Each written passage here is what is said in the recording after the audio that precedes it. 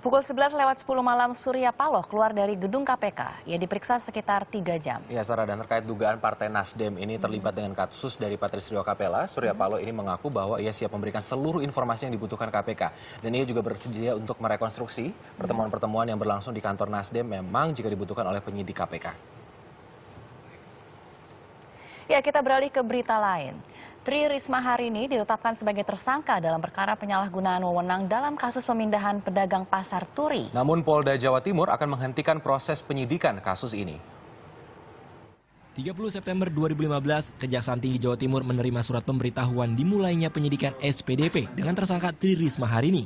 Surat ini diterima dari Direskrimum Polda Jawa Timur. Calon wali kota Surabaya ini diduga menyalahgunakan kekuasaan memaksa relokasi kios pedagang pasar Turi. Kejaksaan Tinggi Jawa Timur telah menerima surat pemberitahuan dimulainya penyidikan atas nama tersangka Ibu Risma yang disangkakan melanggar pasal 421 KUHP, yaitu penyalahgunaan wewenang, memaksa sesuatu atau berbuat sesuatu yang diancam dengan pidana 2 tahun 8 bulan. Mantan wali kota Surabaya Tri Risma hari ini membantah dirinya ditetapkan sebagai tersangka terkait kasus pasar Turi. Ia mengaku hanya diperiksa sebagai saksi Mei 2015 lalu. Tiba-tiba jadi tersangka itu ya apa? Sekarang pertanyaannya di kontrak saya tidak melanggar kontrak. Yang kedua, saya sebagai wali kota, apakah saya tidak berhak melindungi warga saya tidak mampu? Karena bukan dia salah. Karena ada tarikan-tarikan yang dia tidak mampu di luar itu.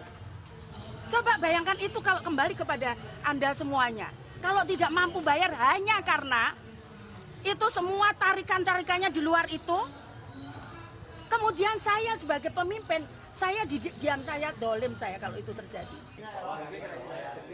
Jumat malam Ditreskrimum Polda Jawa Timur yang menangani kasus ini menggelar jumpa pers. Ditreskrimum Polda Jatim berencana segera menghentikan proses penyidikan atau SP3 kasus tersebut. Tidak ada SPDP yang tertanggal 30 September, yang seperti rekan-rekan mungkin pertanyakan nanti kan, bahwa itulah surat SPDP kita yang diterima oleh Kejaksaan Tinggi. Jadi SPDP Bu Risma ini hanya satu. Dari proses penyidikan yang sudah kita lakukan, baik kita pemanggilan terhadap saksi-saksi maupun alat bukti, bahkan sudah sampai tingkat gelar, bahwa kasus ini tidak ditemukan ada suatu cukup bukti terhadap persangkaan tindak pidana yang dilakukan oleh Bu Risma. Mengenai terbitnya SPDP di Kejati Jawa Timur, Ditreskrimum Polda Jawa Timur berkilah itu merupakan persyaratan administrasi, di mana sebelum terbit SP3 harus dikeluarkan dulu SPDP. Kasus yang melibatkan mantan orang nomor 1 di Surabaya ini bermula dari laporan PT Galabumi Perkasa kepada Polda Jawa Timur bulan Mei lalu, dengan terlapor mantan wali kota Tri Risma hari ini. Dalam laporannya, Tri Risma hari ini dianggap menyalahgunakan wewenang dengan menempatkan pedagang pasar Turi di sepanjang jalan di samping pasar Turi lama yang terbakar. Tim Liputan melaporkan untuk NET.